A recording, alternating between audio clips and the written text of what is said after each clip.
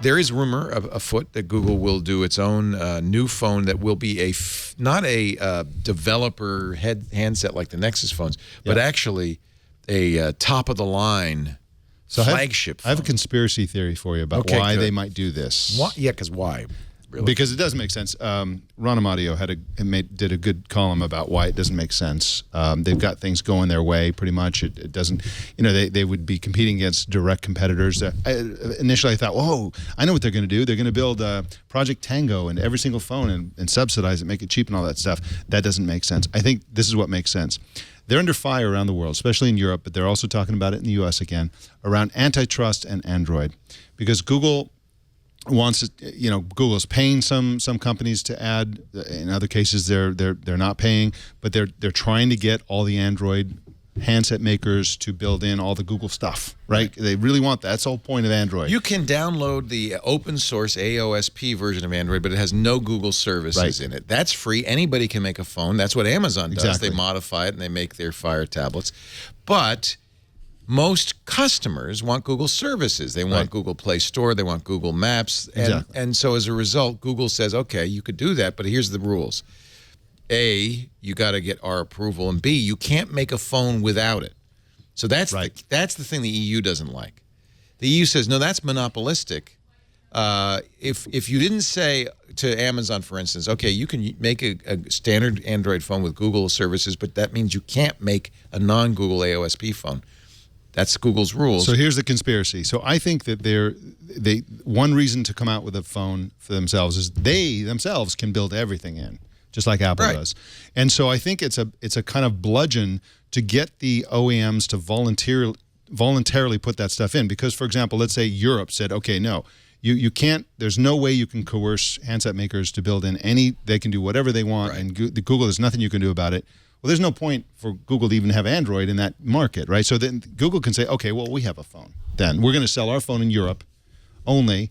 And so knowing that this exists, the OEMs will be like, okay, we're going to play ball because we don't want to have to compete with you directly where you're going to be selling the subsidized phone. No OEM is worried about Google. No OEM. Look at the Nexus phones don't sell like crazy. But look what the consumers want. They want the vanilla Google experience. More and more they do, but that's something a handset manufacturer can do. But they're not doing as much as the consumers want it. And it's like Google can have the most vanilla thing. Okay, really, there's only one OEM that matters at that level, the flagship level, and that's Samsung. Yeah. And, of course, they do crap up their phones with Samsung stuff. Less and less, though, each generation, right? The next Samsung phone will be the Note. We think it'll be the Note 7 this fall.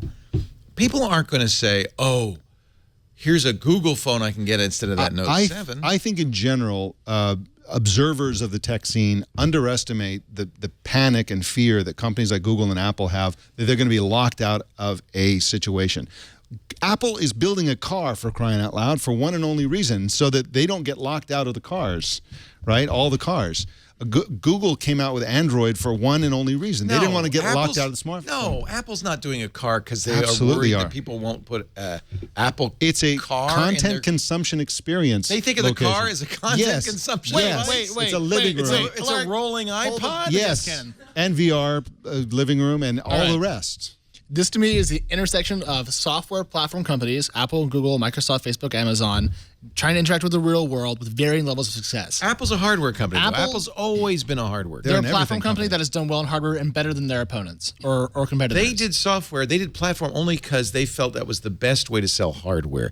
And it's only recently. But that choice was it's only recently they've started to consider having a future beyond selling hardware. And that's partly because their services, weirdly enough, because they're crap, their services are a big part of their profit center now. So what percentage compared to the iPhone? Well, iPhone is still killer, but services, I can't remember what it was. It was like a $6 billion business. It was not an insignificant And you're counting business. fees to the App Store and so forth as part of that number? And iTunes sales. Right. And, yeah. Right. And not just iCloud, obviously. But iCloud's like $6 of that total? Well, no, because everybody who buys an iPhone also ends up getting coerced into buying more iCloud storage for $1 or $2 a month. That's a nice annuity. Could work if you can get it. So Apple is now maybe more of a platform company than they used to be, but they really were a hardware company. True, but in Google's case, for example, going Google's back into clearly making a hardware, they're going from software to hardware, and that's, I think, a much harder jump than people Well, think. and that's exactly right, and that's why I don't buy this. Failed for a reason. I mean, they would write off several $1 billion of goodwill for a reason, and I don't see how this is anything different. I completely agree. I don't think they're going to do it. I think this is a phony rumor. I don't even think they are even contemplating it. I'm holding out for horrible Windows at 10 mobile hardware.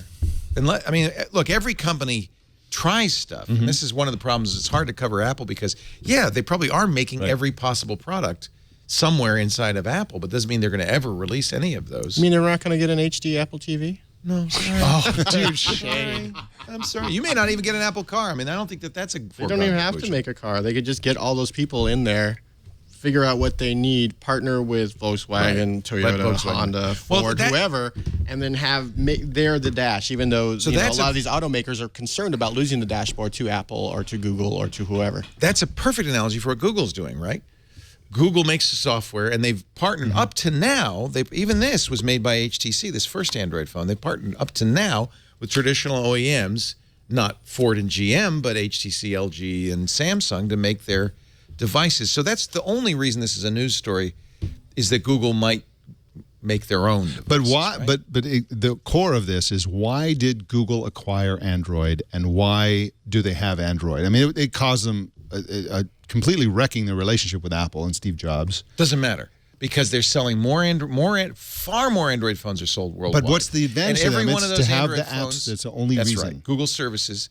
So they do the open source thing. Yep. As a little. It's a tip of the hat. They know for the same reason that I'm saying that you can build this phone. So they have a hedge against a world in which they get attacked for antitrust. Right. Because if they didn't have the open source version, then it'd be easy. Same reason Bill Gates gave Apple $150 million when it was about to go out of business, just so that they wouldn't be a monopoly. Right. Exactly. Wait, that wasn't altruism? Oh my God, my naive beating heart. I cannot imagine. First of all, I'm not even sure what the distinction is, because if Google's not going to make it there in Mountain View with a hammer and chisel, they're going to go to Foxconn, the same people all these other companies go, and have it made there. Amazon's Fire legal Phone, complete distinction, that's disaster. why I say. Google's Motorola purchase and Nexus experiments so far lackluster. Yeah. Microsoft's partnership with Nokia and later purchase of Nokia, Disaster. Apple's just sitting around going, ha ha ha, I can pull this off. But whenever these other companies go back into this market, I expect losses and lower volumes than they anticipate. I mean, the Surface project will now finally work, but how much money does Surface take for Microsoft to get right? And if they keep doing this episodically as Google has, how can they possibly build the momentum needed to actually break into it? So I'm a pessimist, as always. You can't start and stop. You got to do it. I said the same thing though about Apple. I mean, when Apple was sitting pretty making Macintoshes and iPods, and this was when in 2007 the iPod was king, and people said they're going to do a phone. I said, that's not a business you want to be in. That's a terrible business. And at the time, it was a terrible business. But they, because they were brilliant, because they created a platform that was significantly ahead of the pack, because they didn't want to get locked out of a content consumption experience. Maybe they saw the end of the iPod coming. They knew that in the future, in the year 2000 or whatever, man is still people alive. would watch. Women can survive. People would watch videos and listen to music and eventually do VR and do all this content consumption. Apple ultimately does all these different things primarily for content consumption. They see that as their business. I see that as their business model, and I think they do too. Since Steve Jobs came back and launched the iPod, that they learned, hey, this is what we do, and so. That's why they can't. I said the same thing. I'm like, this is nuts. They don't know anything about the phone business. Why are they doing this? It's crazy.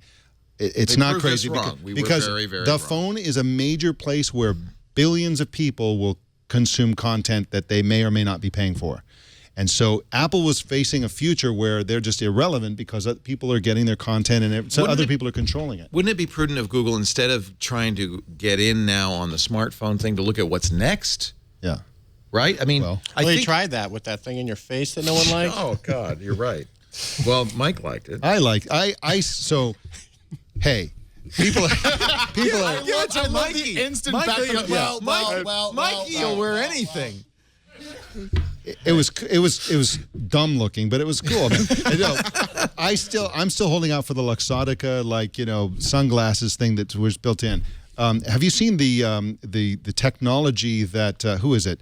Who are the lens guys? Carl Zeiss. Yeah. Carl Zeiss has a thing that takes that whole chunky thing around the outside and builds it into the lens itself. It's like a. Well, that's how it should be, a heads-up display. Yes, and that's coming. That's never what glass was. It was a screen over your eyebrow. But the thing of having screens beamed into your eyes, that's coming, and that's going to come in for the mainstream. That'd be very interesting. Of course, Google's looking at contact lenses as well, which might have that kind of capability. Yeah, and we were talking earlier about the wearables in the ear. I mean, I agree with you. Wearables as a category, and smart glasses and worth investing in. But I think that's what's really interesting is I am sure Apple in 2007 looked with great trepidation at this big bet they were making on the iPhone. I doubt very much Steve Jobs said, in 10 years, we are going to be the largest company in the world because we are going to have hit on the next big thing. It was as much a gamble for them as glass was for Google. It happened to be a very good gamble, but they went all in. No. Like so many companies are like, we're going to kind of want to do it. And Apple went in and they bullied Singular into you know what, we don't want any of your bloatware. We don't want your logo on the back. And Singular's like, okay. Like you have to, Apple goes all in. They, they're. Glass was not all in bet. Glass was a really interesting addition to Google Google's doesn't line. go all in. That's exactly the opposite. Let's kind of. They're the Google spaghetti throws against the wall. spaghetti, as much spaghetti as it can. And maybe they need more wood behind those arrows. You can use that in your next. I will indeed. Yes. That's hashtag Leo's advice. Maybe I hate that phrase. That's like at the end You of have a the show day. that's just advice, don't you? Yeah. Like the tech guy? No, this is it. Oh, this is it. This is an advice. advice show. We're really sorry, everyone. My advice to you, I Apple. thought this was the other one. Yeah, no. Look into the wood thing. You know what Eat Apple does? vegetables. You know what Apple does is whatever Leo says, let's do the other thing. Right. Leo said, Leo said that? They're like, Leo said, get don't on go. the The phone. phone business is a terrible business. Leo said, opening retail stores, Gateway just practically went out of business with retail stores. You'd be nuts. Can't Leo, miss. I said, Intel, what's wrong with the Power PC? Look at that cell chip. That's going places, kids. So all Apple does is say, Power Leo doesn't PC. like I know, it. but We're the- doing the right Well, thing. we can use this. Leo, repeat after me. Apple. Remove the headphone jack. Removes the headphone jack. No one wants a headphone jack. Making a difference. That's crazy Now talk, we've got them Apple. cornered, boys. They can't escape. Why do you still put holes in your hardware? There's someone at the Apple HQ picking up a phone being like, You don't need holes in your hardware, Apple. I'm not in trouble this time. That was all Leo. No, burn all those phones. No, yeah. know Start what? over.